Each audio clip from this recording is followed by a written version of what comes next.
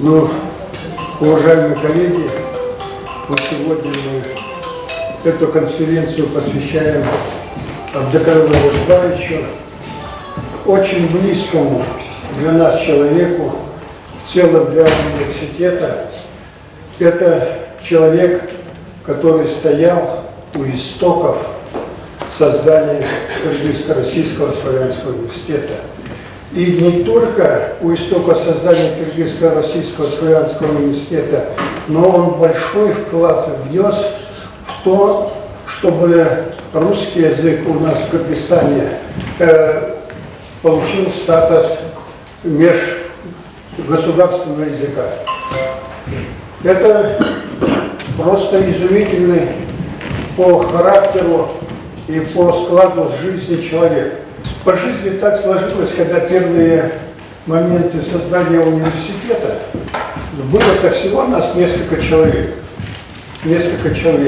6 человек тогда принимали вступительные экзамены на первый курс в наш университет. И в том числе в этой команде был и Абдыкадыр Узбаевич. И все эти годы совместные, которые мы шли вместе, всегда мы о нем вспоминаем с тех позиций. Ничего не было, а мы его уже назначили деканом. Деканом факультета. Какого факультета? Но общего. Мы на разные специальности приняли тогда молодых людей. На разные были там и технический профиль был, и гуманитарный профиль был. Но у нас был один декан Абдыкадыр Узбаевич. Формирование организации университета в 1992 году. Причем его первые такие слова говорили: давайте внесем концепцию, обязательно, интеграцию образования между Кыргызстаном и Россией. В 1992 году у нас не было еще опыта такого, как самостоятельного государства. Да? У нас еще были свежие, что мы все жили в Советском Союзе, русский язык был очевидным, обязательным и прочее. И Абдыкадыр Узбаевич впервые настоял, чтобы в концепцию развития университета обязательно внесли пункты интеграции образования между Россией и Кыргызстаном, обязательно изучение русского языка, чтобы образование в Кыргызско-Российском славянском университете шло на русском языке. Он был пронизан русским языком. Он и писал стихи, он любил Пушкина, у него в кабинете обязательно висел портрет Пушкина. Он был поклонником русской классики. Так что он внес очень большой вклад именно и в концепцию развития университета, и в будущем развитии. Я хочу, чтобы вы слышали о том, что Абдыкадыр Узбаевич руководил нашей группой. Наша группа состояла из 6 докторов наук из нашей республики. Каждый месяц мы ездили в Казахстан, и там мы представляли, во-первых, Кыргызстан, во-вторых, значит, руководителем нашим, естественно, был Абдыкадыр Узбаевич. Вот.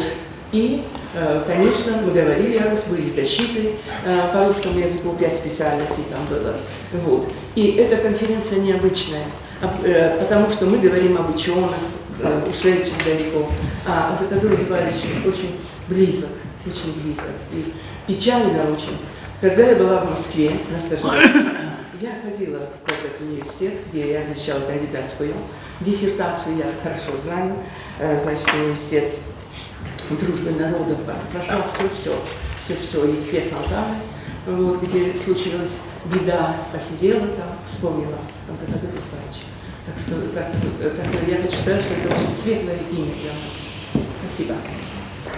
После мы долгие годы 10-15 ездили в Алмату вместе, мы были в диссоветах, правда, разных, но в одно и то же время ездили по пятницам, ездили туда на заседание ученых советов в Алмату.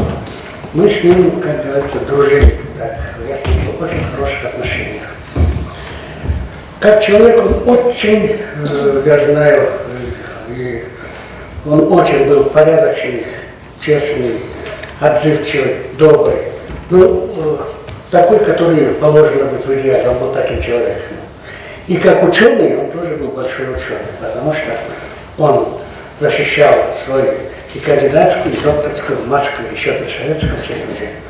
То есть его доктор, он был первым доктором еще в советское время по русскому языку в Казахстане, который возглавляет Институт языкознания Советского Союза.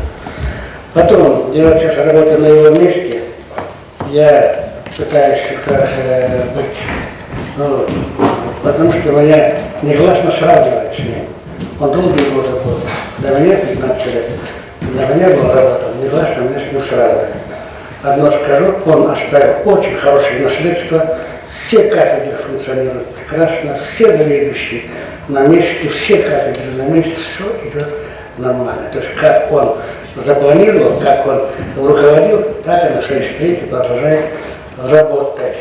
Я бы хотел преподнести вот эти цветы супруге.